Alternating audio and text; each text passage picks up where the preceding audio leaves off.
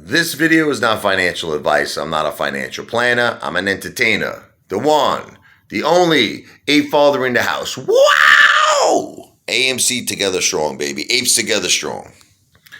So there's a great movie called Heat. Robert De Niro and Al Pacino. Now in this particular movie, Robert De Niro plays the crook. He's the bank robber. He's always looking for the next score. But what's great about Robert De Niro, he knows who he is. He knows he's a crook. And, one of the things about being a crook is you can't have love in your life. And he does have love in his life. He has a girlfriend that he cares about very much. She loves him. He loves her. But he knows that if there's that moment where the cops are onto him and they're going to catch him, he has to be willing to walk away from that girl. He has to be willing to leave her behind.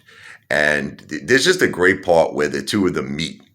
They're face to face, they're sitting down, having a drink together, eating together. And Al Pacino's saying the same thing, how he's miserable. His ex-wife's living with another man, and they're living in his house. And he's out there busting his ass every day, to provide for him and, the guy that's with his ex-wife, He went in there one time into the house. It was the funniest part. And he took his TV. He goes, "You can have my wife." He says, "You can have this damn house, but you can't have my TV." He took the TV, ripped it out. He threw it. "You can't have my TV." Oh man, it's so funny, man. But so the point is, Al Pacino's miserable too in his life, but his whole life has just become, catching that crook. That's it. It's like the two of them are miserable in their lives, but they're dedicated to a mission to steal and a mission to enforce justice. And they both said they're willing to die for that mission. They're willing to die for it. Al Pacino told Robert De Niro, "Listen, if I catch you, you're going down. You know that, and I will not hesitate." This is what he says to him. "I will not hesitate to pull that trigger, baby. You're going down." But then Robert De Niro said, there's a flip side to that coin. He said to him, he goes, "And if I'm in a situation where I feel I'm cornered and I have to take you out to save my ass, well, that's just the way it's going to be. And don't think I will hesitate for 1 second to take you out." So the two of them are just they have strong conviction in their missions, and they're willing to leave everything behind. It's all about winning. And I really think that has a lot to do with the stock market and the AMC apes.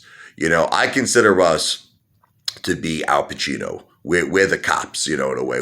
We're trying to enforce justice. We're trying to make Wall Street fair. We're the good guys. But Robert De Niro reminds me a lot of Ken Griffin. He's the crook. And he's willing to do anything he's got to do to save his ass too. So we cannot underestimate the crook. Both of us are willing to take each other out. Who's going to win? Well, I'll give you a little tip. At the end of the movie, Al Pacino took Robert De Niro out. And they were both looking at each other as Robert De Niro was dying. And, in a sick way, they considered themselves friends. Robert De Niro stuck his hand out, like as he was dying, to Al Pacino. And Al Pacino, out of respect, grabbed his hand and held his hand as he was dying, as he died. Because in a way, I think they had respect for each other. They would go to the absolute limits to win. But at the end, Al Pacino won. And at the end, the AMC apes are going to win, baby. We're going to be the ones standing. AMC to Pluto. Wow!